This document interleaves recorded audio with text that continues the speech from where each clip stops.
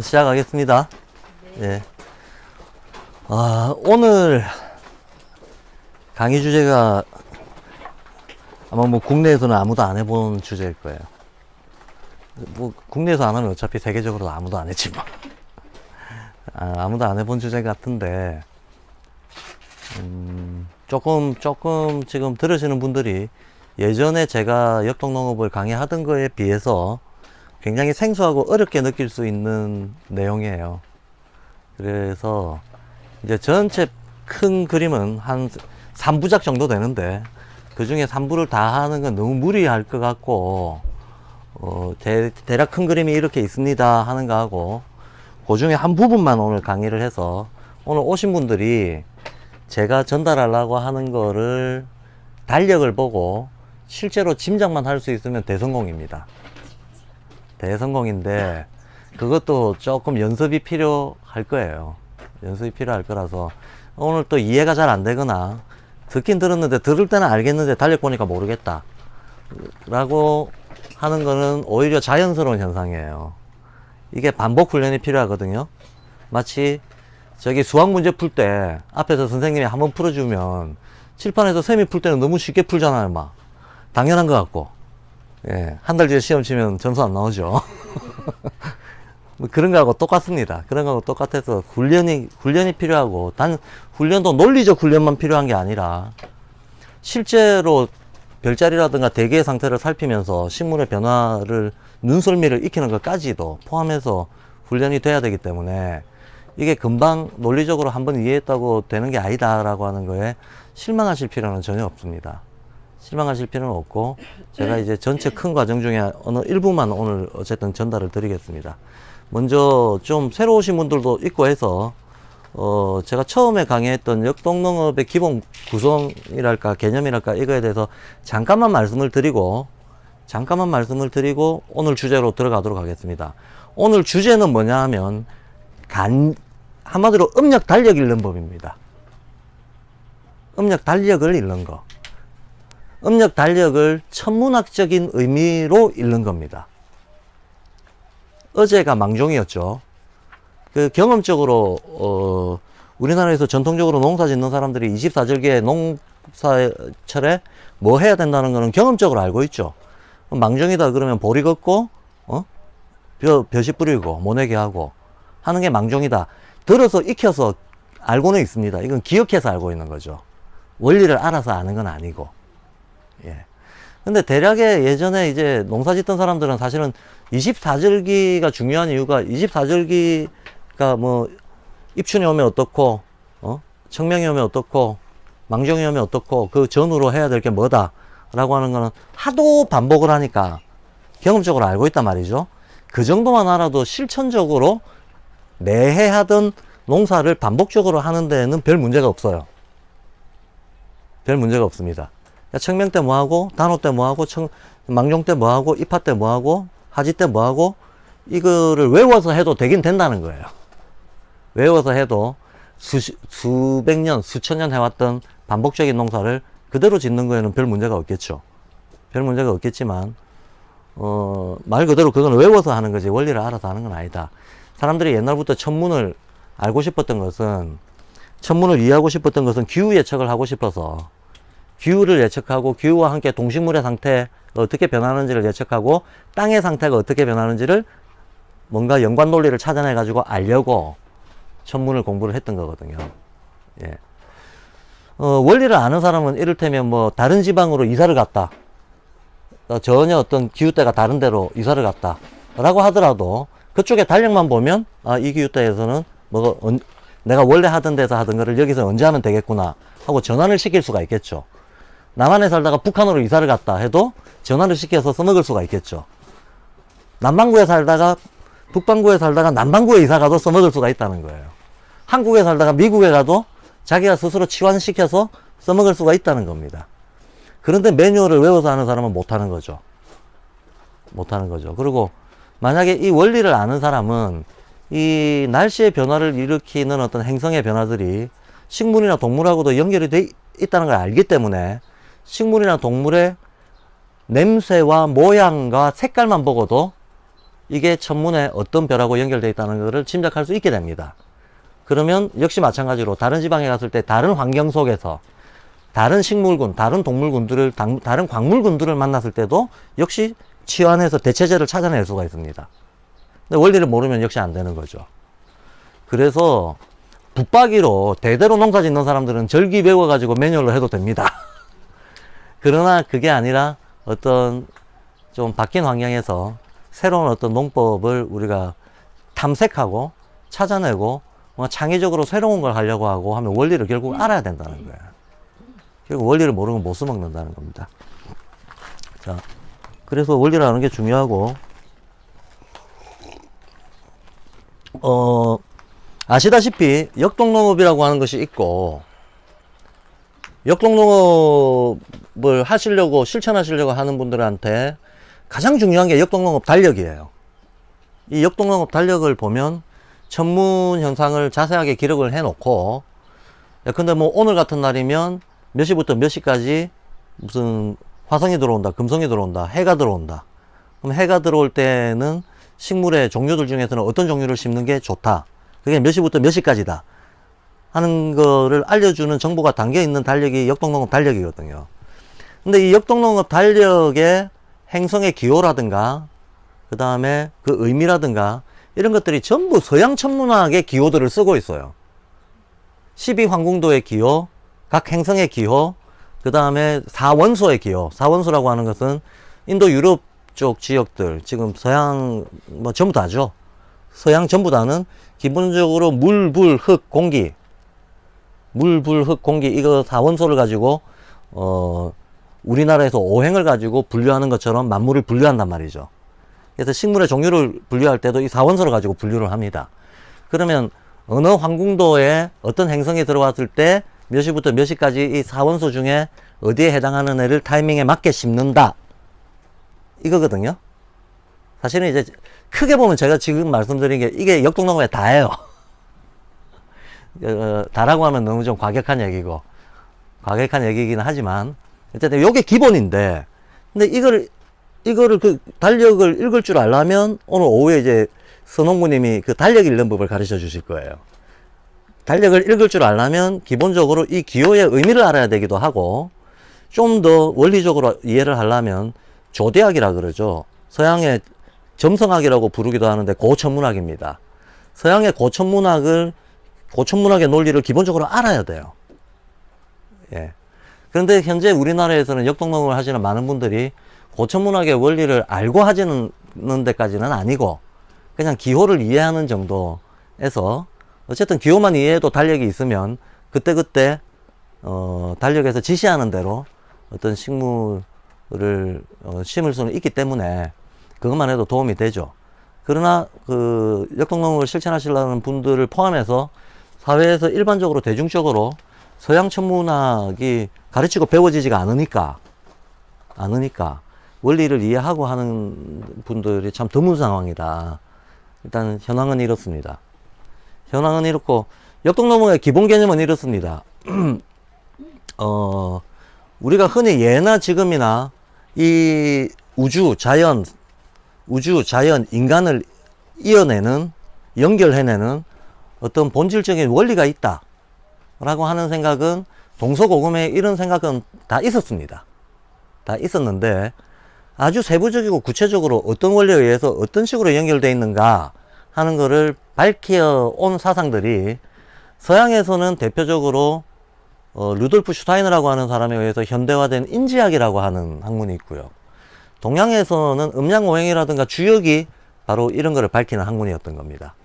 그래서 그거를 이제 조금 개념적으로 표현을 하면 유기적 이론론이라고 합니다. 모든 것들이 연결되어 있다, 유기적이란 뜻이고, 그것이 하나의 원리로 굴러가고 있다, 이론론이란 뜻이에요. 그래서 형태가 각양각색인 이 세 개의 만물들이 실제로는 운동 원리에 있어서는 동일한 원리를 공유하고 있다는 거거든요. 예. 어려운 얘기가 아니고, 예컨대 우리나라의 음양오행, 그러면 오행은 목화토금수를 오행이라고 하는데 목이다 그러면 목기운이라고 하는 것은 실제 나무목을 의미하기도 하지만, 색깔로는 초록색을 의미하는 것이고, 인간의 장부에서는 간을 의미하는 것이고, 숫자 중에서는 3을 의미하는 것이고, 방위 중에서는 동쪽을 의미하는 것이고, 이런 식으로 만물을 이 목 기운으로 해석을 하는, 연결해서 해석하는 어떤 원리가 있는 거죠. 목화통수가 다 있는 거죠. 사실 동양은 굉장히 세밀하게 수천 년 동안 이 논리를 발달시켰기 때문에 음양오행의 분류에서 빠져나가는 게 없어요. 아무것도 못 빠져나갑니다. 벌레 종류, 그러니까 마치 프랙탈처럼 큰 어떤 천문적인 행성의 원리부터 시작해가지고 조그만 그 소립자의 원리까지, 원자 분자 단위의 원리까지도 동일한 원리로 다 설명해낸다는 거예요. 예. 전자와 양자의 질량의 차이가 1825배거든요.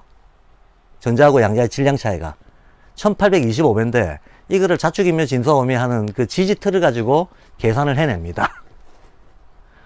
그러니까 대단히 정밀한 현대물리학적인 어떤 도구와 방법을 사용해야 알아낼 수 있는 것도 실은 예전에 우리가 전통적으로 쓰고 있던 어떤 상수 개념으로도 같은 결과를 알아낼 수 있다는 거예요.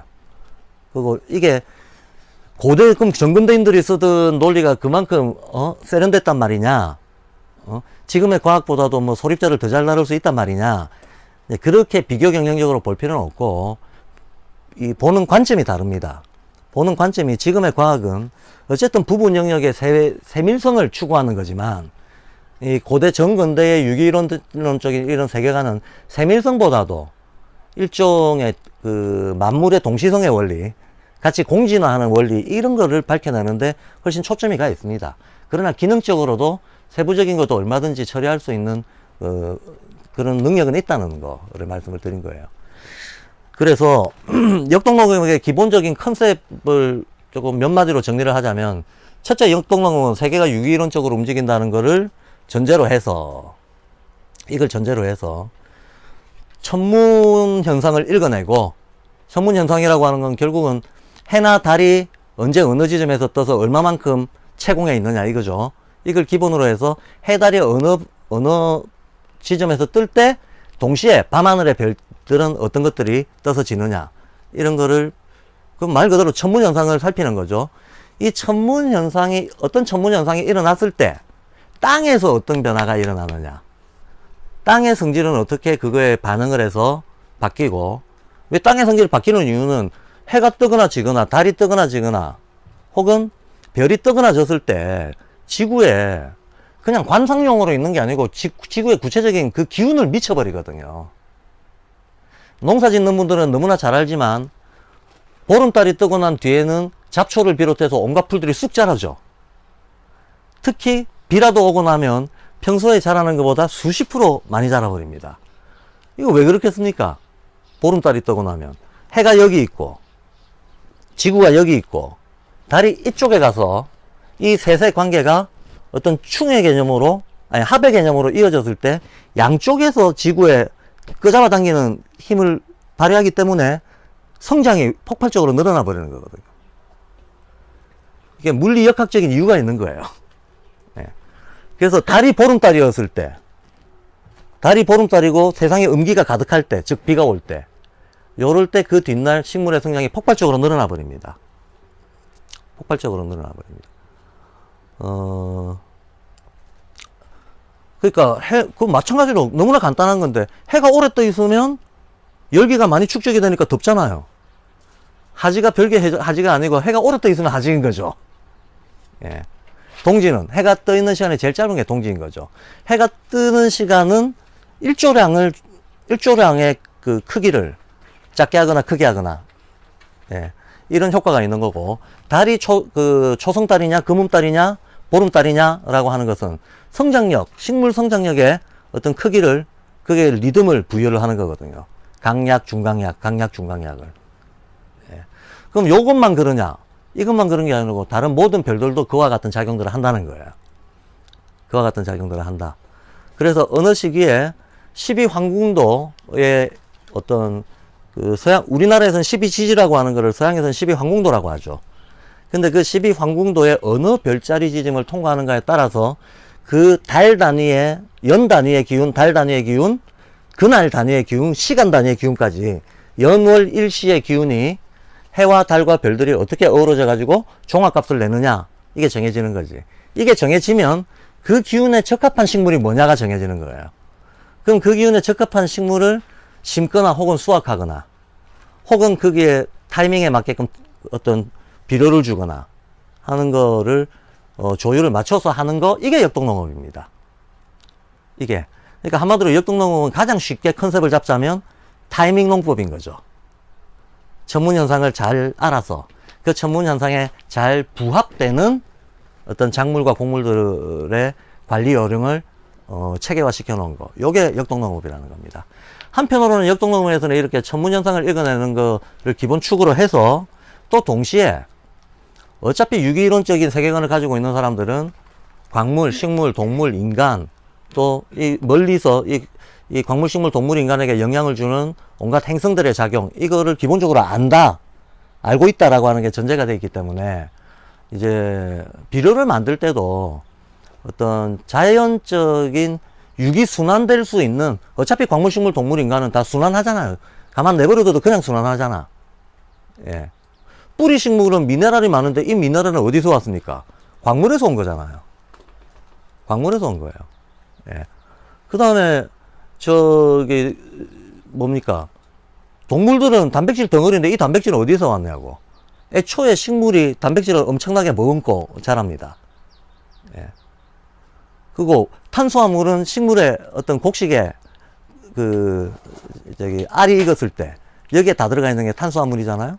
그러니까 식물은 광물에서 기운을 빼앗아 먹고, 동물은 식물에서 기운을 빼앗아 먹고, 우리 인간은 셋 다 해서 기운을 빼앗고, 그리고 우리는 썩어서 흙으로 돌아가가지고 다시 광물이 되는 거죠.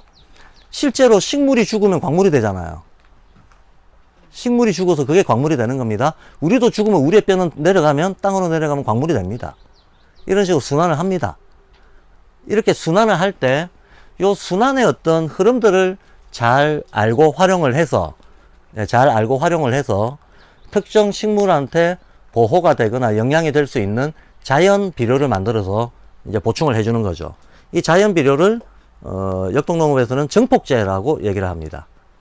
그 정폭제 중에서 가장 많이 알려지고 대표적인 게 소뿔에다가 소똥을 우겨 넣어 가지고 늦가을부터 겨울 초봄까지 이렇게 심어놨다가 이제 초봄이 되면 그걸 꺼내서 이 뿔 하나에 담겨 있는 소똥이 그냥 묻어 놓기만 하면 비료가 되는 거예요.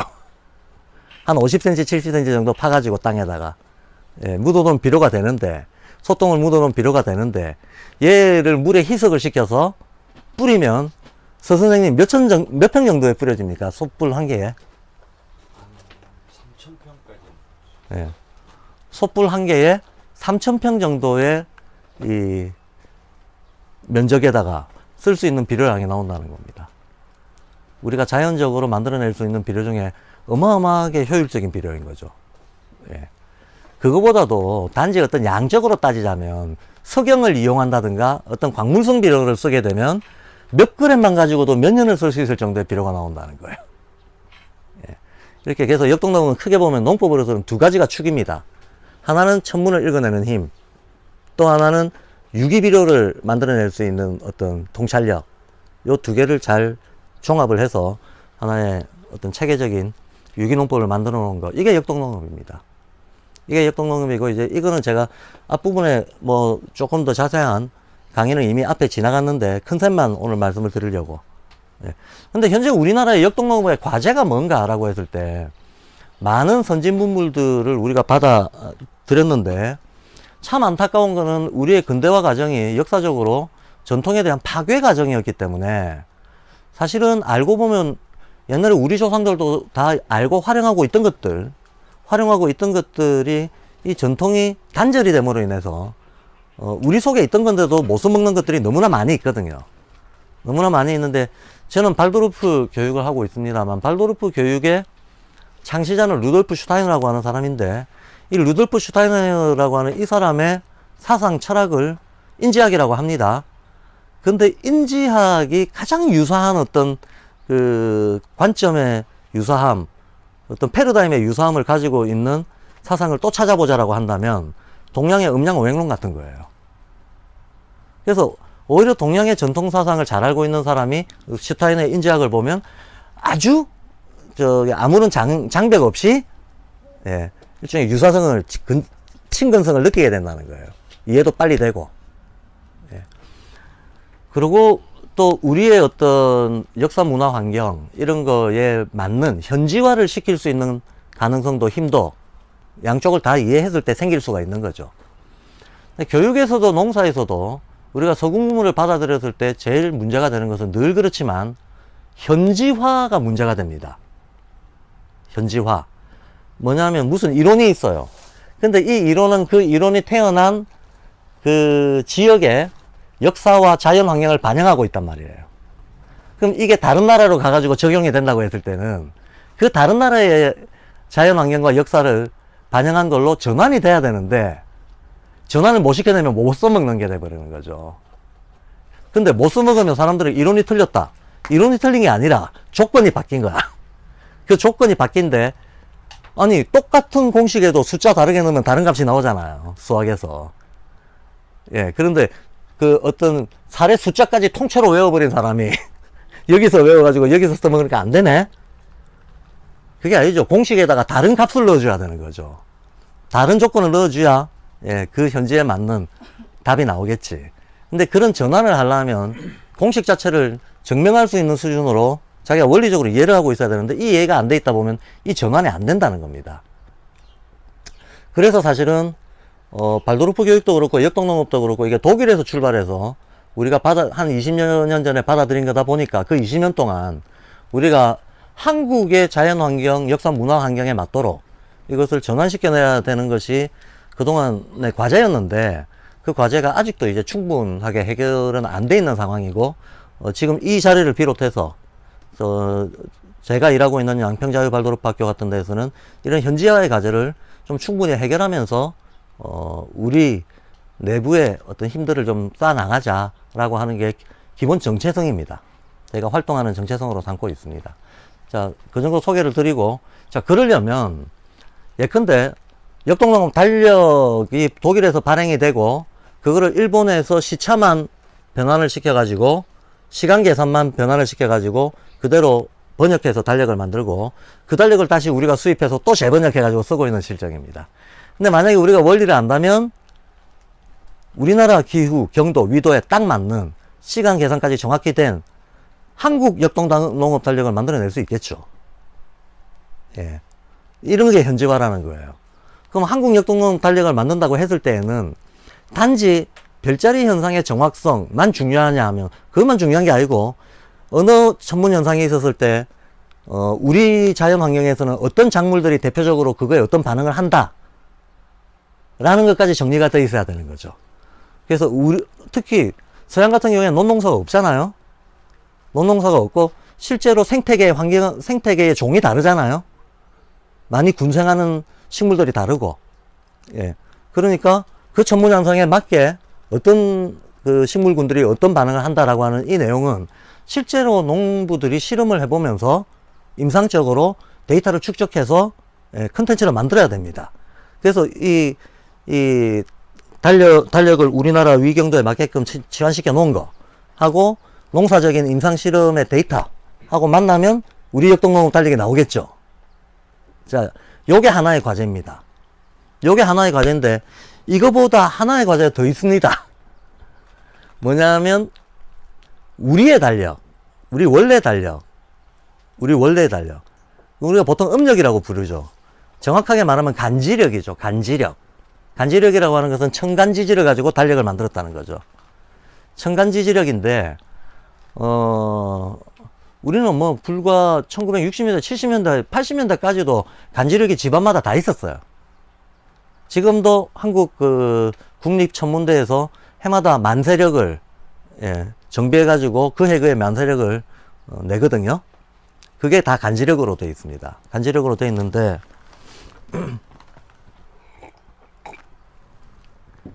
제가 아까 역동농업 달력 이거는 기본적인 틀이 서양 천문학이에요.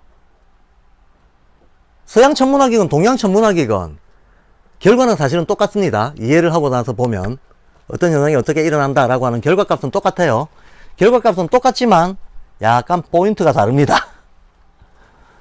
이 천문 현상을 읽어서 천문현상을 유추해가지고 어느 범위까지 유추를 하느냐 하는 유추 범위가 달라요. 그리고 다룰 수 있는 대상의 가지수라든가 심도가 달라져 버립니다. 그래서 동양달력하고 서양달력이 동일한 천문현상을 다루고 기본적으로는 같은 원리를 가지고 구성이 되어 있고 같은 결과값이 나온다 하더라도 포괄하고 있는 범위도 다르고 심도도 다르다라고 하는 측면에서 똑같지는 않다. 똑같지는 않습니다. 그러면 우리가 한 발 더 발전하려면 우리가 원래 가지고 있던 간지력과 그 다음에 서양이 가지고 있었던 조대학에 기초한 조대학, 서양 고대 천문학을 조대학이라고 합니다. 이 조대학에 기초한 어떤 지금 쓰고 있는 역동능력 달력, 한편으로는 역동능력 달력을 우리 환경에 맞게끔 우리 역동능력 달력을 만드는 게 제1 과제고, 또 한편으로는 우리가 기존에 가지고 있던 간지력과 호환되도록 만들어 버리는 거죠. 호환되도록 서로 치환이 되고, 예, 서로 전환해서 볼 수 있도록 만들어 놓으면 우리가 기존에 전통적으로 해왔던 많은 농업 기술들을 활용할 수 있게 된다는 겁니다. 많은 농경법들을 여기에 덧붙일 수가 있게 된다는 겁니다. 예. 우리는 뭐 수천 년 동안 농사 짓던 사람들인데 농사에 관련해서라면 서구인들보다 우리가 한 수 위죠. 다루고 있는 작물의 가지수는 말할 것도 없고, 예. 생태 환경의 다양성도 우리가 훨씬 다양합니다. 예. 계절의 어떤 균형적인 분포 자체가 잘 돼 있기 때문에 생태 다양성도 이쪽이 훨씬 뛰어납니다. 그러면 서구에는 없고 우리한테는 있는 수많은 이 수많은 그 식물 동물군들에 대한 대처법, 활용법 이런 것들이 개발돼 줘야 될 텐데 그거는 역동농업 달력만 잘 만든다고 되는 건 아니고 우리 것도 만들어서 호환될 수 있도록 만들어 줘야 된다. 여기까지가 어떤 이론적인 노력일 테고 이 이론적인 노력과 함께 현장에서의 끊임없는 실험과 임상 데이터를 쌓는 실천적인 노력들이 더해져야 비로소 어느 순간에 우리는 저 사람이 만약에 역동농업 농부다. 그러면 앉아서 1년 날씨 예측을 다 할 수 있어야 되는 거예요. 달력만 딱 보고 이날 비 오네, 이날 태풍 치네, 이날 감자 심으면 다 망하겠네, 이날 고구마 심으면 다 망하겠네, 올해는 무가 잘 되네, 배추가 잘 되네를 달력만 딱 보고 알 수 있어야 된다는 거예요. 근데 이게 당위가 아니고 충분히 할 수 있다라고 하는 논리적 근거는 명확하게 있습니다. 명확하게 있습니다. 조금 공을 들여서 우리가 만들어내느냐 마느냐 하는 문제인 거지, 좀 더 정성을 쏟아서 할 수 있느냐 없느냐의 문제인 거지, 실은 원리는 명백하게 밝혀져 있다는 거예요. 명백하게 밝혀져 있다. 자, 요 정도 말씀을 드리고 오늘 그런데 오늘 제가 원래 오늘의 주제가 간지력 잃는 법입니다. 이 간지력 잃는 법만 집중해서 말씀을 드려도 두세 시간 훌렁 가버려요. 훌렁 가버려서 이게 실제로 농사에 쓸 때는 뭐가 어떻습니다. 그 얘기까지는 오늘 드리기 힘들 테고 조금 더 다음번에 어차피 다음 강의도 또 있으니까 따로 떼서 별도로 말씀을 드리기로 하고 오늘은 달력 잃는 법까지만 말씀을 드릴게요. 자, 그러면 간지력, 천간지지 일단 다 기본적으로 알긴 아시죠? 천간 한번 같이 외워보죠. 천간 갑부터 시작하잖아요. 어떻게 됩니까? 가을, 병정, 무기, 경신, 임계. 지지는요? 자축, 임묘, 진사, 오미, 신유, 술해. 그렇죠. 천간 10개, 지지 12개죠. 근데 도대체 천간이 뭘 의미하는 건가요? 목화토금수 오행성을 의미하는 겁니다. 근데 5개인데 왜 10개로 하냐?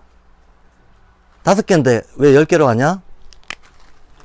요 태양이 있고, 태양계 끝에 토성이 있고, 중간에 지구가 있고, 여기 목성, 화성, 금성, 수성, 이러면 지구에 달이 붙어 있고, 뭐 이게 태양계 기본 구조잖아요.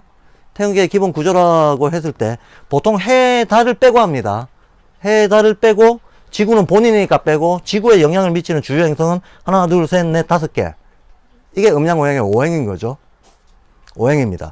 근데 이 5개의 별들이, 행성들이 지구에 어떤 영향을 미칠 때 지구가 이중의 프리즘을 가지고 있어요.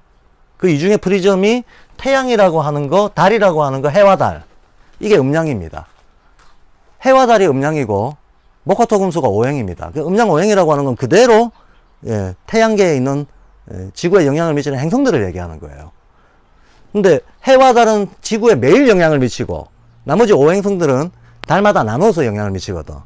그러니까 해와 달은 상수고 나머지 오행성들은 변수에 해당하는 거죠. 그럼 이 변수들이 지구에 들어올 때에는 상수들의 영향을 받아가지고 이렇게 저렇게 변화가 됩니다. 근데 변화가 여러 종으로 되겠지만 일단은 해의 영향을 많이 받으면 양이 되는 거고 달의 영향을 많이 받으면 음이 되는 거예요. 그러면 목화토금수가 5개인데 5개 곱하기 음양 2개 하면 10개 나오는 거죠. 그래서 십천간은 지구에 미치는 오행성의 영향이에요. 한마디로 십천간이 무엇인가? 지구에 미치는 오행성의 영향이다. 해달을 제외한 나머지 지구에 미치는 오행성의 영향, 이게 십천간입니다. 한마디로 별기운입니다. 예, 태양계 오행성의 별기운이다. 그렇게 정의를 하면 되고, 그럼 지지는 뭔가? 지지는 뭔데 12개인가? 라고 하는. 지지는 어렵게 생각하실 거 없습니다. 황도입니다.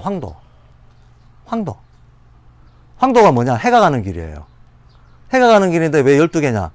아니, 해가 가는 길이, 근데 지구, 다시 지동설 중심으로, 지구가 여기 있다. 이거 지구다. 태양이 돈다. 태양이 돈다는 걸 우리는 뭘로 알 수 있는가? 태양이 한 바퀴 돈다는 걸 뭘로 알 수 있는가? 알 수 있는 기준은 2가지가 있죠. 하나는 태양 자체를 1년 동안 계속 쳐다보는 거예요. 그럼 얘가 여기서, 하지 땐 저기서 떴다가, 이렇게, 아니, 동기 땐 저기서 떴다가 이렇게 올라옵니다. 이렇게 올라와가지고 하지 땐 여기서 떠다가 또 내려갑니다. 이걸 관찰하면 이거 자체가 바로 황도입니다. 얘가 왔다 갔다 한 그 경로. 그게 황도입니다. 그런데 또 다른 방법이 있습니다. 뭐냐 하면 달이 금음달에서 보름달이 됐다가 다시 금음달로 돌아가는 거. 요걸 한 달이라 그러죠. 이게 한 달이잖아요. 달이 한번 기울었다 차는 거.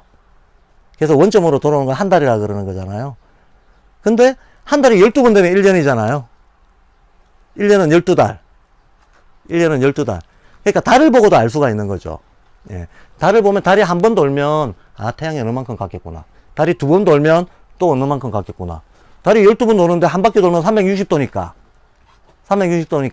달이 한 번 찼다가 저물었다가 찼다가 다시 저물어지면 한 달이 되면 360도를 12개로 나누면 몇 도 나오나요?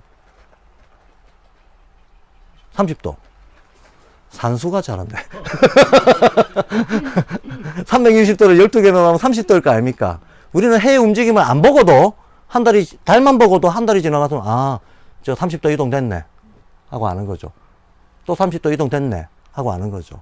그러니까 해를 보고 아는 방법이 있고 달을 보고 아는 방법이 있는데 2개 다 봐도 일치합니다. 이거는. 자, 어쨌든 이렇게 해와 달이 지나가는 길을 엄밀하게 말하면 해가 지나가는 길을 황도, 달이 지나가는 길을 백도라고 하는데 이 2개의 분도 차이가 약 5도 9분 정도 나요. 예, 실제로 천고에다가 이렇게 그려보면 5도 9분 정도 나는데 이게 뭐 시간적으로는 별 차이 아닙니다. 거의 똑같은 경로로 간다고 생각하시면 돼요. 똑같은 경로를 간다고 생각하시면 되는데 서양에서 바로 이 12황도를 그려놓은 게 우리가 아는 서양 별자리라고 하는 뭐 양자리, 물고기 자리, 물병 자리 하잖아요. 염소 자리, 사수 자리 하는 거. 예. 황소 자리, 뭐 천칭 자리 하는 거 이런 거. 요거에 해당하는 게 동양에서는 자축인묘 진소음이 신유술이에요. 예. 그러니까 12달의 이름이라고 보시면 돼요. 근데 12달 그 자체가 의미하는 바는 실은 우리가 달이라고는 하지만 12달, 해라고 안 하고 12달이라고 하잖아요. 12달이라고는 하지만 실제로는 해가 지나가는 길이라는 거예요. 해가 지나가는 길. 해가 지나가는 길을 대표적으로 우리가 뭐라고 찍습니까? 2분 2지를 찍어서 표시하잖아요. 2분 2지. 춘분, 추분. 네, 하지동지. 춘분, 추분, 하지동지 꺼가지고, 가로로는 춘분, 추분, 세로로는 하지동지 꺼가지고, 요 사이에 몇 달이라고 표시하는 거죠. 그래서 해가 지나가는 길을, 실제로는 해가 지나가는 길을 우리는 몇 달이라고 표현하고 있다. 자, 그럼 지지란 뭔가? 황도다. 해가 지나가는 길이다. 예. 이렇게 정의하면 됩니다. 그럼 천간이란 뭔가? 다시 한번. 천간이란 뭔가? 지구에 미치는 오행성의 기운이다. 지지란 뭔가? 해가 지나가는 길 황도다. 그러면 천간하고 지지하고 벌써 보세요. 차이가 나기 시작합니다. 천간은 10개로 쪼개져 있는데, 그죠? 지지는 12개로 쪼개져 있잖아.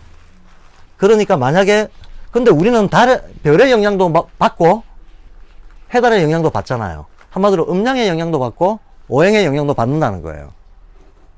예. 그러니까 지지는 지금 음양을 표시해 놓은 거예요. 그죠? 지지는. 해달을 음양이라고, 다른 말로 음양이라고 해도 됩니다. 지지는 음양을 표시해 놓은 건데, 음양의 규칙적인 변화를, 기후 변화를 표시해 놓은 건데, 천간은 음양을 표시해 놓은 게 아니고, 오행을 표시해 놓은 거란 말이에요. 오행의 영향을. 근데 해달은 상수고, 오행은 변수라 그랬잖아요. 그럼 해달은 고정시켜서 해마다 똑같이 돌아가니까, 그냥 고정을 시켜놔도 돼요. 거기에다 고정시켜 놓은 거 위에 천간이 바뀌어가면서 들어온다는 거거든. 그걸 그림으로 그리면 이렇게 되겠죠. 하늘은 원래 옛 사람들은 하늘을 그릴 땐 동그라미를 그리고 땅의 질서를 표시할 때는 네모로 표현을 했습니다. 네모로 표현을 해야 동서남북이 의미가 생기잖아요. 그래서 동그란 거 그려놓고 안에다가 네모 그립니다. 네모 그리고 동양에서는 항상 북쪽이 아래쪽입니다. 그래서 이쪽을 동지로 잡습니다. 그럼 이쪽이 하지가 되겠죠. 그럼 북쪽에 서서 남쪽을 바라보면 왼쪽이 동쪽이 되는 거죠. 그러면 이쪽이 춘분이 되고 이쪽이 추분이 되겠죠. 예. 이래 놓고 우리가 알고 있는 자축인묘를 이제 집어넣겠습니다. 자, 축, 인, 묘, 진, 사, 오, 미, 신, 유, 술, 해. 여기까지 12개죠. 진행 방향은 이렇게 되죠. 자, 요게 12지지입니다. 요게 12지지고 이 12지지는 변화 없이 다음 해에도 그 다음 해에도 그 다음 해에도 계속 반복되죠. 얘는 변화가 없다는 거예요. 상수라는 겁니다. 상수라는 겁니다. 근데 여기다가 이제 십천간을 집어넣겠습니다. 십천간은 갑을병정 무기경신인계인데 이게 요쪽이 오행으로 따지면 이쪽이 목, 그럼 이쪽은 금, 이쪽이 수, 그럼 이쪽은 화죠. 이렇게 서로 대립되는 힘들이 마주보고 있죠. 마주보고 있으면 집어넣으면 여기 그냥 한문으로 쓸 뻔했네. 갑, 을, 병, 정. 토는 작용은 하지만 바깥으로 드러나 보이지 않는다고 생각해서 그림에서는 생각합니다. 무기, 경, 신, 임, 개 이렇게 되어 있습니다. 그러면 토는 중간중간에 작동하고 있습니다. 사실 토기운이 확 표가 나게 작동하는 거는 요 사이에서 가장 세게 작동을 해요. 그래서 굳이 써야 된다면 여기에다가 무, 기 이렇게 씁니다. 자, 요렇게 배치를 합니다. 요렇게 배치를 해놓고 지지는 가만히 있는데 천간은 뺑뺑 돌아간단 말이에요. 그 말이 무슨 말인가 하면 우리가 칠판이 좀 모자란데 조그만 글씨로 쓸게요. 갑, 을, 병, 정 해가지고 쭉 써가지고 갑을, 무기, 신유, 술, 해 갑을, 병정, 무기, 경신, 임계, 임계까지 갔어요. 밑에 자축, 임묘진, 서음 해가지고 쭉 가서 그러면 이렇게 쭉 가면 술까지 가면 10개고 그죠? 술까지가 10개 왜 바보도 아니고 하나 둘 6개 9개 11개 요까지 가야 10개잖아요. 요까지 가야 10개잖아요. 그러면 술하고 해가 짝이 없잖아요.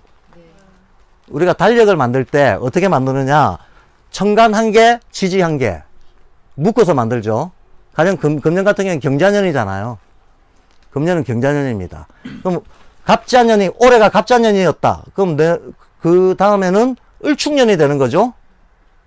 갑을병정하고 자축인묘해가 그대로 그냥 갖다 끼우는 거죠.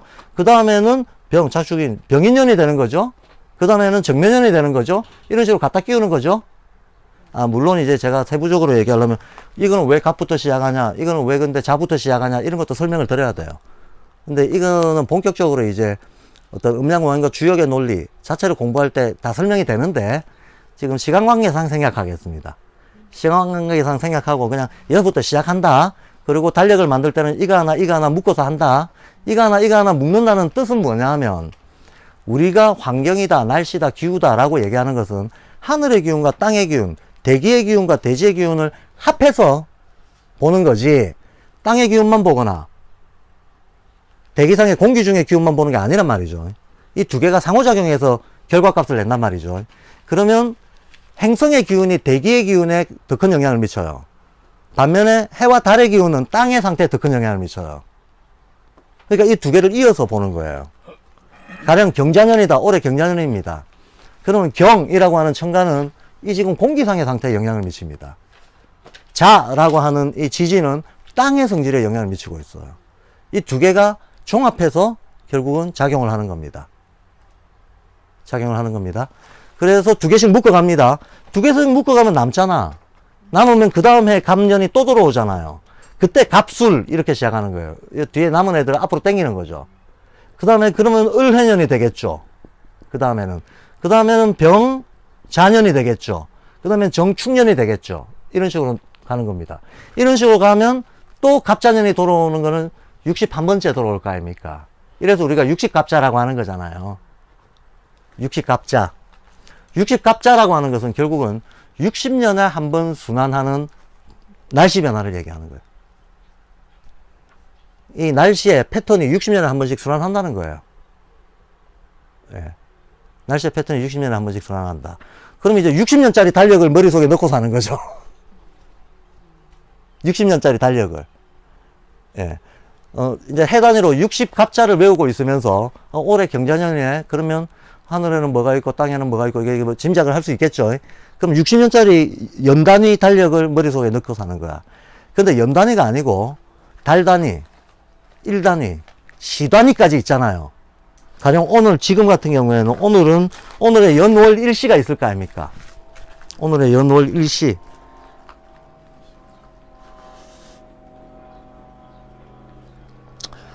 오늘은 경자년 이모일, 경자년 이모월 경진일, 현재 경진시입니다. 4개가 구성이 되잖아요. 연, 월, 일, 시. 이렇게 4개가 구성이 되잖아요. 4개가 구성이 되는, 이걸 우리는 시간이라고 하죠. 연, 월, 일, 시. 4개가 구성이 됩니다. 4개가 구성이 되면 그 연, 월, 일, 시가 의미하는 바가 지금 제가 이렇게 쭉 썼는데, 자, 갑, 을 2개는 목이죠. 목이라고 하는 것은 어떤 성질값을 얘기하는 거거든요. 어떤 기운인가 하면 솟구치는 힘, 이게 목 기운이에요. 그럼 병정 2개는 화기운입니다. 화기운은 퍼뜨리는 힘, 이게 화기운입니다. 그럼 경신 2개는 금기운인데, 금기운은 이렇게 쪼그라들게 만드는 힘입니다. 그리고 임계 2개는 수기운인데, 수기운은 완전 똘똘 뭉치게 하는 힘이에요. 그냥 위축시키는 힘이 아니고 한 점으로 똘똘 뭉치게 하는 힘입니다. 그래서 현대 물리학적인 개념으로 얘기하자면 이런 건 전자기력, 이건 약한 행력, 이건 중력, 이건 강한 행력이라는 어떤 물리학의 개념을 붙여도 작용 똑같아요. 이런 작용이 계절의 기운이라는 거예요.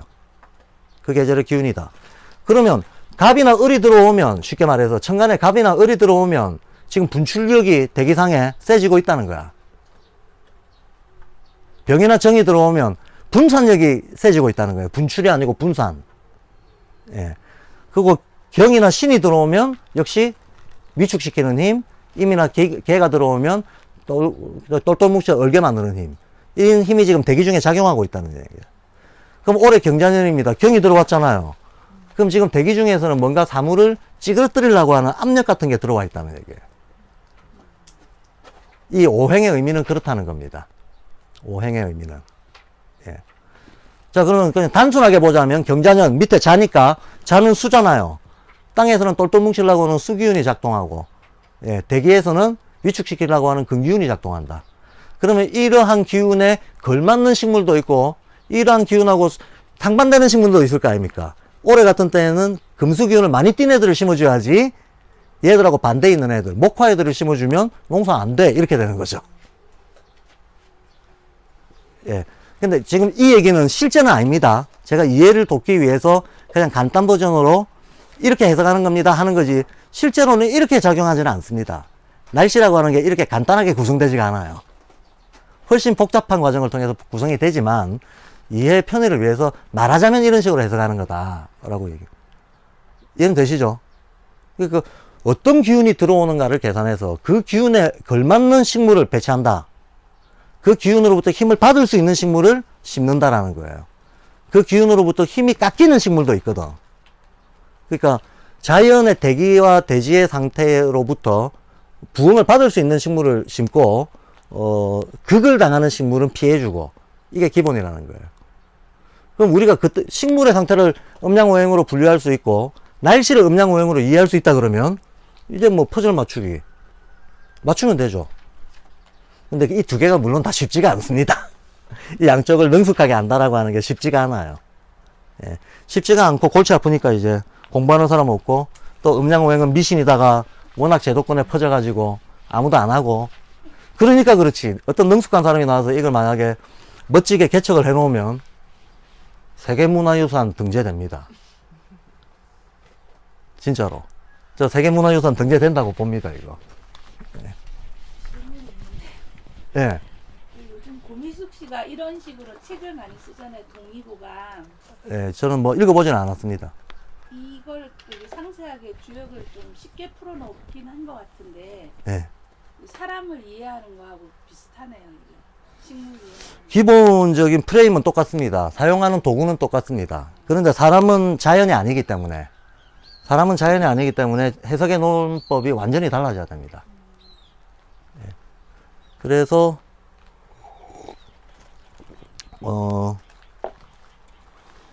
그 사람의 운명에 이거를 적용해서 알아낸다는 것은 어마어마한 고난이 돕니다. 사실 거의 웬만하면 불가능한. 예, 이게 단순 도식으로 나오지 않습니다. 왜냐하면 제일 별들의 영향을 가장 단순하게 받는 애들이 광물들이에요. 그렇죠? 광물 전에 보이지 않는 소립자들이 더 단순하게 받습니다. 탄소, 질소, 산소 이런 애들이. 걔들은 완전히 그 오행 그 자체를 받아버려요. 그 다음에 광물에 들어갑니다. 광물에서 식물로만 딱 넘어가도 오행이 그대로 적용이 안 되고 어떤 2차 방정식, 3차 방정식의 변환을 일으켜요. 그 다음에 이게 동물에 적용되면 또 더 고차 방정식으로 더 한 칸 더 뛰어요. 사람한테 적용되면 거의 무한급수로 뛰어버려요. 그래서 별기운을 가지고 사람의 운명을 알아낸다는 거는 그거는 조금 웬만하면 쉽지는 않은 일입니다. 그래서 명리학으로 천간지지에 접근하신 분들이 많죠. 근데 명리학의 결정적인 오류가 뭐냐 하면 자연에 대입하는 논리를 사람한테 그대로 대입한다는 거예요. 근데 사람은 복잡계거든요. 사람은 복잡계라서 어떤 별기운을 가지고 1대1 대응으로 삼으면 안 되는데 자꾸 1대1 대응으로 상생상극 같은 정도의 논리를 가지고 하다 보니 이게 이제 정밀도가 딱 떨어지게 되는 거예요. 안 된다는 얘기는 아닙니다. 정밀한 논리를 동원하면 됩니다만 그렇게까지 정밀하게 동원해서 능숙하게 할 수 있는 게 개발되어 있느냐라고 물었을 때는 좀 자신 없는 상태인 거죠. 예. 자, 요 정도 기본적인 틀거리를 말씀을 드리고요. 그렇게 해서 육식갑자가 나오는데 이 육식갑자라고 하는 것은 결국 대기와 대지의 상태에 대한 어떤 정보를 주고 있는 거다라고 말씀을 드리는 거예요. 그러면 그 다음, 그런데 이게 곧바로 날씨를 결정하느냐? 제가 금방 말씀드린 거는 천간지지의 오행을 말씀드린 거예요. 천간지지의 오행을 말씀드린 건데 오행은 그야말로 별들, 행성들에서 일어나는 기본 움직임일 뿐이고 그거일 뿐이고 실제로 지구상에서 이것이 구체적인 날씨와 기후로 나타날 때는 일단 상호작용을 통해 가지고 나타나지 단일값으로 나타나는 경우는 없어요. 근데 상호작용도 여러 가지 종류의 상호작용이 있는데 가장 기본적인 원리는 요 갑을 여기다가 쓰면 갑, 을, 병, 정, 무 여기다 5개 쓰고 기, 경, 신, 임, 개 여기다 5개 썼다고 해봐요. 원둘레에다가 이렇게. 그러면 갑하고 마주보고 있는 애를 사선으로 딱 그어보면 기가 나와요. 맨 처음 시작한 놈하고 두 번째 이게 양권, 이게 음권인데 음권에서 첫 시작한 놈하고 양권에서 첫 시작인 놈하고 맞물리겠지. 그 다음에 양권에서 두 번째 있는 놈, 을 하고 음권에서 두 번째 있는 놈, 경하고 맞물리겠지. 뭐 이런 식으로 대각선으로 마주보고 있는 애들끼리 서로 영향을 주고받을 수밖에 없을 거 아닙니까? 그렇게 해서 갑은 대각선 맞은편에 마주보고 있는 애가 기라고 하는 애예요. 그리고 을은 대각선에 마주보고 있는 애가 경이라고 하는 겁니다. 갑을 병정 무 이렇게 썼습니다. 그럼 병은 마주보고 있는 애가 신, 기, 경, 신, 임, 개 그대로 써나가면 돼요. 그대로 써나가면 됩니다. 그럼 갑을 병정 무 1번부터 5번까지 순서대로 있는 애들을 쭉 써고 6번부터 10번까지 있는 순서대로 있는 애들을 쭉 써면 이렇게가 합해진다라고 합니다. 이걸 합이라고 합니다. 그게 무슨 말인가 하면 원래는 갑하고 기하고 만나면 흔히 이제 우리가 상생상극론 정도로 알고 있는 분들은 왜 목생화 화생토 하는 거 있잖아요. 그건 좀 아시죠? 토생금 금생수 하는 거. 목극토, 토극수, 수극화, 화극금. 이 상생상극론. 상생상극론만 보면 갑기가 있으면 어떻게 됩니까? 목, 극토 이렇게 돼야 될 거 아닙니까? 그런데 실제로 갑이 기하고 만나면 극 안 해요. 극을 하는 게 아니고 극이라고 하는 건 떨어뜨려 버리는 겁니다. 해쳐버리든지. 극을 하는 게 아니고 합해지려고 그래요. 기운이 화학적 친화성이 훨씬 높다는 거예요. 갑이라고 했던 기라고 했던 이건 결국은 지금 눈에 보이지 않는 대기의 상태거든요. 친화성이 더 높다는 거야. 그럼 갑기가 기운이 합해집니다. 기운이 합해져 가지고 얘가 목인데 얘가 기후라고 하는 현상으로 나타날 때는 목으로 안 나타나고 갑기가 합해져 가지고 그냥 토로 나타나요. 예. 그래서 갑기 합토라고 얘기합니다. 그러면 이런 식으로 을하고 경하고 만나면 역시 화학작용을 일으켜 가지고 을경합 금, 병하고 신하고 만나면 화학작용을 일으켜 가지고 병신합 수, 정하고 임하고 만나면 목 이렇게 됩니다. 무하고 개하고 만나면 화 이렇게 됩니다. 그럼 병신 같은 경우에 보세요. 이거 병은 양화죠. 신은 은금이죠. 화하고 금인데 얘들이 화학작용을 일으켜서 전혀 엉뚱한 수를 만들어낸다고. 예. 그러니까 천간에 뭐 하나 들어왔다고 걔 오행의 성질이 그대로 날씨가 되는 게 아니고 보이지 않게 어떤 기운을 불러와 가지고 다른 걸로 바뀌어버려요. 예컨대 그런데 올해가 경자년이다. 경자년인데 경자년이면 금기운이 들어오겠네. 아, 이거는 우연히 맞았습니다. 왜냐하면 경자년이면 을경 경을 해도 금이죠. 보이지 않게 을기운을 끌고 들어와서 또 금기운을 만드는 겁니다. 경 자체도 금이니까 올해는 맞죠. 예, 올해는 들어온 오행이 예, 화한 오행하고 똑같다. 들어온 오행이 화한 오행하고 똑같은 걸 개념상 세회라고 하는 개념을 씁니다. 여기까지 외울 필요 없고요. 예. 그러면 올해는 금기운이 꽤 센 겁니다. 근데 예를 들어서 올해 경자년이면 올해 경자년입니다. 그럼 내년엔 무슨 년입니까?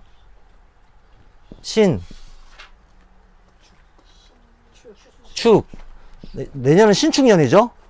내년은 신축년이 되는데 올해 경자년이면 이게 금기운으로 변한다 그랬잖아요? 날씨가 될 때는 원오행을 쓰는 게 아니고 합화된 오행을 쓰게 돼 있어요. 이거를 오운이라고 합니다. 우리가 기운이 세다라는 말이 있죠. 기운할 때의 운이 이걸 말하는 겁니다. 오운. 그러면 이게 지금 천간이 10개니까 쌍을 지으면 5개가 나왔는데 이걸 오운이라 한다 그랬죠. 그러면 지지는 12개니까 쌍을 지으면 6개가 나올 거 아닙니까? 그걸 육기라고 합니다. 그래서 이 두 개 합해서 기운이라고 하는 거죠. 예. 그걸 기운이라고 하는 거고, 그럼 육기가 나옵니다. 실제로 날씨를 따질 때는 이 오운 육기를 가지고 따지는 거죠. 오행을 가지고 따지는 게 아니에요. 오행을 가지고 따지는 게 아닙니다. 그리고 이 오운 육기 중에서도 특히 농사에 쓰는 거는 거의 기예요, 기. 거의 육기를 쓰지 오운은 또 별로 안 씁니다. 왜냐하면 동물 이상 이 혼이 있는 존재들만 운의 영향을 받아요. 혼이 있는 존재들은 운의 영향을 받는데 혼이 없는 애들, 광물하고 식물은 혼이 없는 애들이에요. 동물하고 사람은 혼이 있는 애들이에요. 혼이 있는 애들은 운의 영향을 받고, 혼이 없는 애들은 기의 영향만 받아요. 그게 왜 그러냐? 이건 또 시간관계상 생략입니다. 예, 이론적 설명을 해야 되는 거는 일단은 좀 스킵 하고요. 이제 오늘은 일론법에 초점을 맞춰서 말씀을 드리겠습니다. 심지어 인간은 운의 영향도 동물보다 훨씬 덜 받습니다. 다시, 광물은 오행의 영향을 직접 받고, 식물은 기의 영향을 주로 받고, 운의 영향을 거의 안 받고, 동물은 기와 운의 영향을 다 받는데 운의 영향을 더 받고, 사람은 모든 영향을 다 받지만 실제로는 제일 독립적이에요. 이 영향받는 거하고 상관없이 행동할 수 있는 게 사람이에요.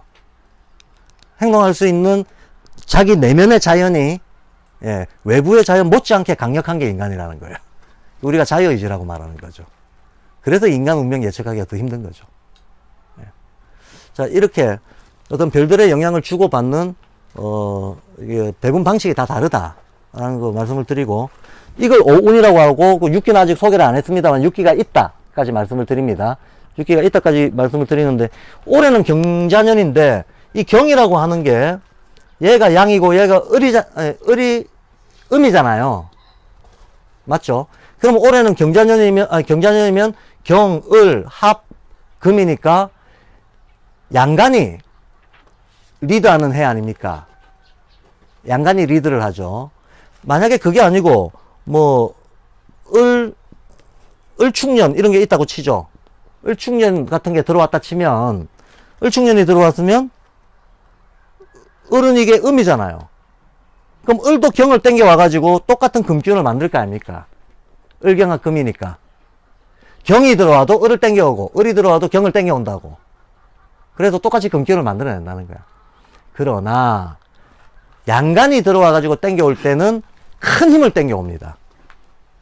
음간이 들어와가지고 땡겨올 때는, 한마디로 양간이 들어오면 포지티브한 힘을 땡겨오고, 음간이 들어오면 금은 금인데 네거티브 금을 땡겨와요. 그래서 이걸 뭐라고 하는가 하면, 양간이 주도하면 금기운이 패과하다라고 봐요. 너무 세다. 금기운이 너무 세다. 음간이 주도하는 해가 되면 오히려 금기운은 금기운인데 금기운이 너무 약해. 이렇게 됩니다. 그러면 예컨대 금기운이 너무 센 해는 금이 극을 하는 해가 있거든요. 금극목. 금기운이 너무 세면 목기운이 다치게 돼 있는 거예요. 금기운이 너무 세면 센 금기운을 중심으로 뭘 판단하는 게 아니고 얘가 해치는 애를 중심으로 판단을 해요. 아, 금기운이 너무 세면 올해는 목기운을 가지고 있는 애들이 뭔가 피해를 입겠구나 하고 추론하게 되는 거죠. 거꾸로 금기운이 너무 약하면 어떻게 됩니까? 그럼 목기운이 살아날 거 아닙니까? 금기운이 평년보다 더 약하다. 그럼 목기운이 평년보다 더 세겠죠. 그럼 목극토가 세지겠죠. 그러면 금기운이 약한 애는 토기운 가진 애들이 다치는 거예요. 이런 식으로 3쿠션으로 한 바퀴 돌린 거예요. 예. 그냥 바로 당구 타일을 맞춘 게 아니고 3쿠션으로 영향을 일으킨 거죠. 이해되시죠? 이런 식으로 이제 해석을 합니다. 근데 지금 제가 운만 얘기를 했고 기는 얘기를 안 했어요. 그럼 기는 6개가 나오겠죠. 기는 6개가 나옵니다.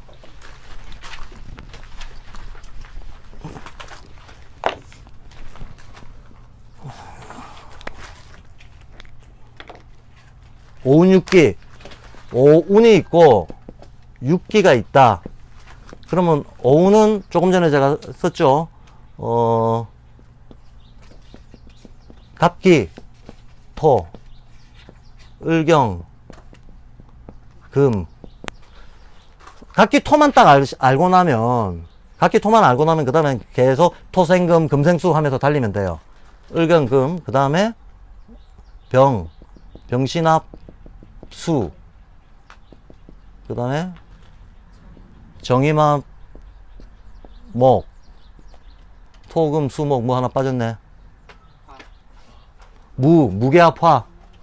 예, 무게, 합, 화. 그럼 보시면, 결과만 보면, 토생금, 금생수, 수생목, 목생화, 생생으로 계속 달리죠.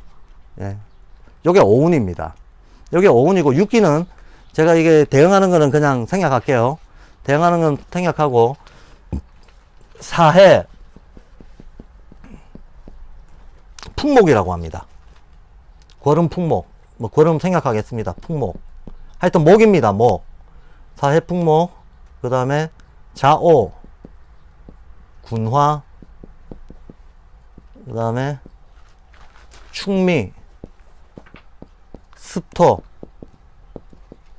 그 다음에 인신, 상화, 그 다음에 묘유, 조금, 그 다음에 진술, 한수. 이렇게 6개입니다. 이렇게 6개인데, 이게 보면, 목, 화, 토, 목생화, 화생토.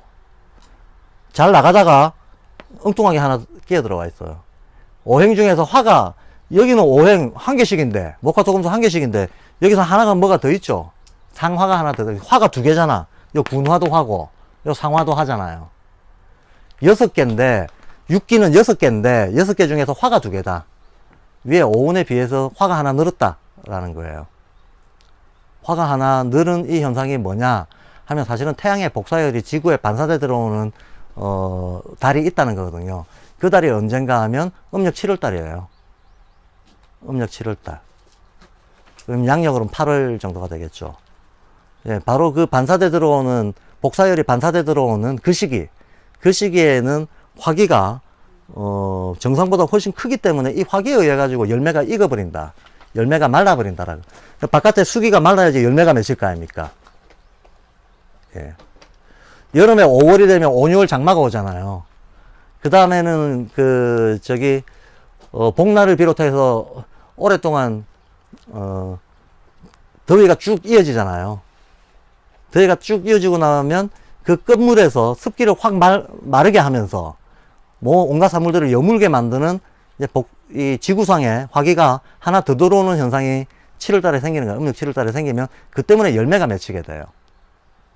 예, 열매가 맺히게 되고 이렇게 복사열이 들어오기 직전에 대부분 우리 이 위경도, 우리가 있는 위경도에서는 가을 전 태풍이 한번 몰아치게 돼 있죠.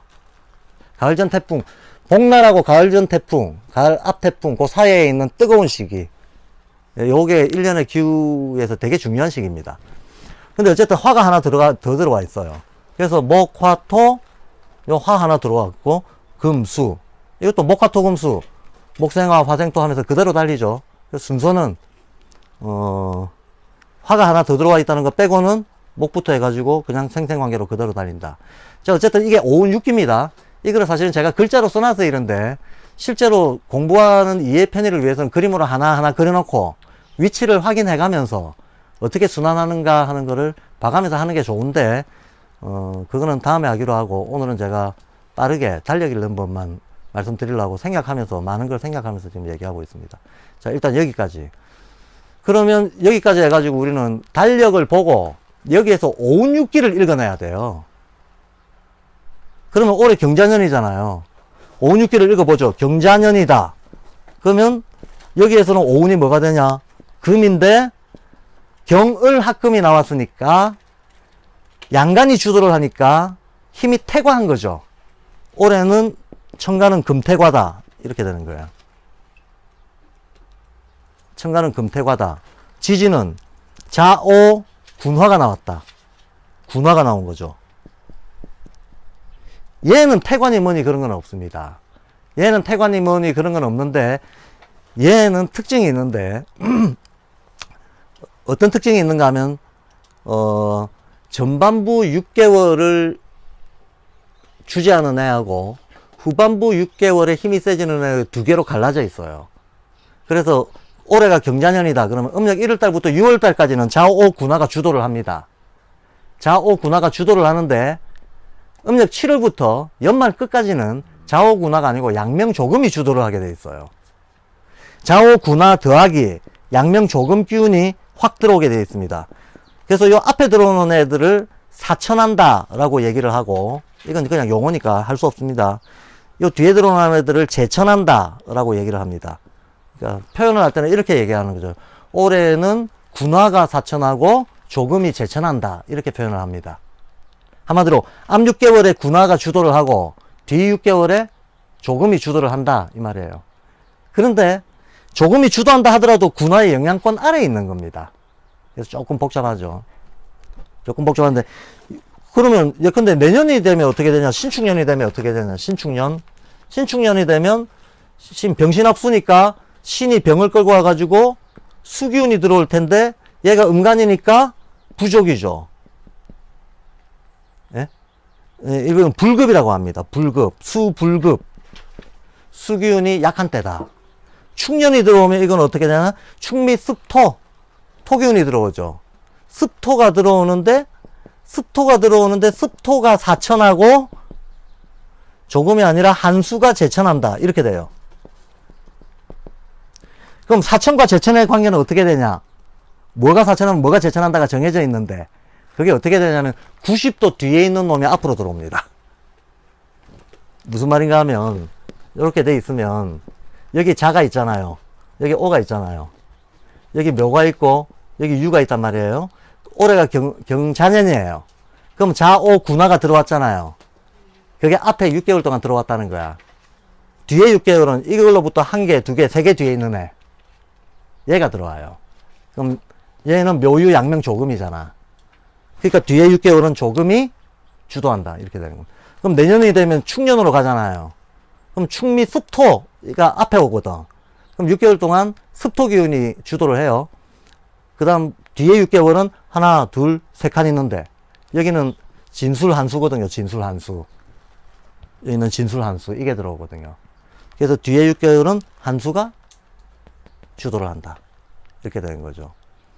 이렇게 해서 올해 경자년이다. 그러면 대기상으로는 천간에는 금이 태과하고 지지에는 전반부에 화기운, 후반부에 금기운, 조음이 아니고 조금입니다. 금기운. 이게 땅 밑에서 활발하게 번지는 해다. 일단 이렇게 해석합니다. 일단. 제가 1단이라고 하는 것은 1단이 아니고 여러 단이 있기 때문입니다. 1단, 2단, 3단, 4단. 실은 정말 눈 밝게 보려면 한 8단까지 나가야 되고요. 한 8개를 겹쳐서 봐야 되고, 제일 기본적인 것만 보려고 하더라도 4개를 겹쳐서 봐야 되는데, 농사에 쓰는 것만 보자고 하면 2개나 3개만 겹쳐서 보면 돼요. 농사에 실용적으로 쓰는 것만 알자라고 하면, 연 단위 기운하고 달 단위 기운 정도만 알면 돼요.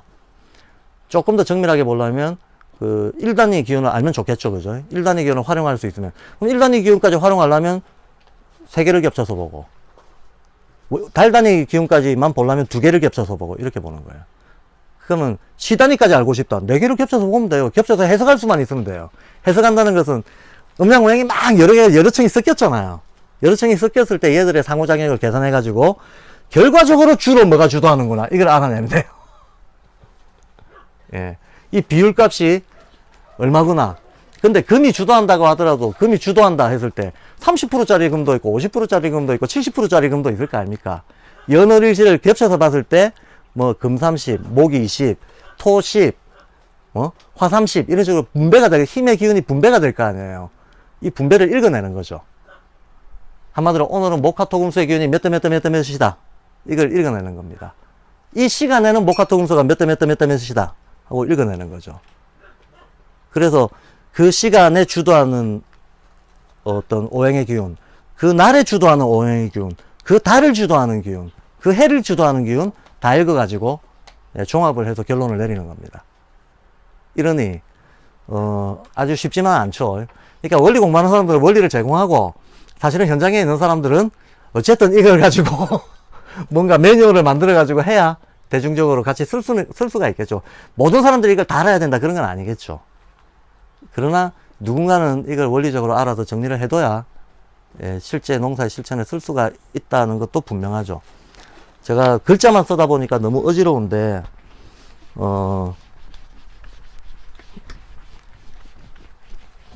제가 처음에 얘기했잖아요. 오늘 좀 재미없고 어려운 대목이라고. 지금 여기까지 얘기했는데 이성웅 선생님 지금 팔로업이 되고 있습니까? 좀 알쏭달쏭한 게 있어요. 어. 그 경자년을 5운 6기로 이제 읽는 법을 설명하실 때 어, 자 설명하시면서 그 군화와 조금 어. 앞에 6개월, 뒤에 6개월이 합쳐져서 앞에 6개월이 주도한다고 하셨는데 예. 그게 6개월 단위로 토성의 기운이 들어와서 그런 거와 연관된 걸로 이해할 수 있나요? 토성이 6개월 단위로. 아니요. 토성하고 아무 상관없어요. 자, 지금 머릿속에 태양계의 구체적인 행성들을 떠올려가지고 이거를 공정 궤도를 계산해서 어디에 들어오니까 어떻게 된다 이 계산은 못해요. 그 그림은 지워버려야 돼요. 그 계산은 동시에 할 수 없습니다. 동시에 할 수 없고 그냥 사실 왜냐하면 그 계산을 하려면 충의 원리, 합의 원리 어디서부터 시작하는가 각 행성의 공정 궤도와 지구에서 보는 어떤 그 시각도의 차이 이런 것까지 다 고려해 가지고 그걸 전부 천간지지에 집어넣어서 하나하나 계산해서 떠올려야 되거든요. 지금 그런 베이스 없잖아요. 그러니까 그런 식으로 떠올리면 헷갈리기만 해요. 그러니까 지금은 우선은 외울 수 있는 정도로만 지금 제시를 한 겁니다. 그러니까 외우는 용어로는 이렇게 배우면 됩니다. 아까 그 자 조금 크게 그리는 겁니다. 자축, 인, 묘 이렇게 가면 좌우 군화가 들어오면 하나 둘 셋 6개월 뒤에는 얘가 들어온다. 얘가 들어오면 하나 둘 셋 6개월 뒤에는 얘가 들어온다. 얘가 들어오면 근데 올해가 지지가 인년이다. 그러면 하나 둘 셋 여기가 해년이거든요. 사해골은 풍목이 들어온다. 올해가 인년이다 라고 하면 갑인년이다 해봐요. 갑인년이다 하면 인신상화잖아요. 인신상화. 지지에서는 상화기운이 들어오는 건데 상화기운이 사천을 하고 6개월 뒤에는 인신으로보다 하나 둘 셋 요쪽 사해기운이 제천을 한다. 사해는 한수예요. 제천. 지금으로서는 이렇게 외울 수밖에 없어요. 근데 질문하신 거는 나중에 토성하고는 아무 상관없습니다. 일단은 토성하고는 상관없고 원리가 뭔지 이해가 안 되더라도 저런 요령을 읽는구나만은 어떻게 아시겠죠. 어떤 요령으로 읽는다. 천간은 어떤 요령으로 읽는다. 지지는 어떤 요령으로 읽는다. 오늘은 그까지만 할 겁니다. 어떤 요령으로 읽는 데까지. 그런데 문제는 제 사주가 무신, 갑자, 경호, 병술입니다. 제가 얘기해도 아무도 기억 못할 거기 때문에 프라이버시가 보호된다고 생각하고 있습니다. 무신갑자, 경호, 병술 이게 제 사주인데 그러면 얘들이 5운 6기를 다 가지고 있잖아요. 연에도 5운 6기가 나올 거고 월에도 5운 6기가 나올 거고 이렇게 될 거 아닙니까? 예. 일에도 5운 6기가 나올 거고 시에도 5운 6기가 나올 거고 이렇게 될 거 아닙니까? 그러니까 이거 연월일시를 다 따져가지고 이거의 상호작용 값을 따져서 지금 몇 날 며칠 날 어떤 기운이 들어온다 이걸 결정하는 것이 쉽지는 않다는 거예요. 쉽지는 않다는 겁니다. 자, 어쨌든 쉽지는 않지만 계산을 할 수 있어요. 여기 계신 분들은 어이구 복잡해서 어떻게 하나 하지만 따지고 보면 이게 다 수리적인 거잖아. 수리적인 거고 과학적인 거거든요. 그래서 공식을 딱 세워서 계산을 하면 답은 나오게 돼 있어요. 답 나와서 실험을 해보면 증명이 되거나 착오가 있었으면 교정할 수 있는 어떤 방법도 얼마든지 있다는 거예요. 예. 자, 여기까지 하고 잠깐 쉬고 이어나가겠습니다.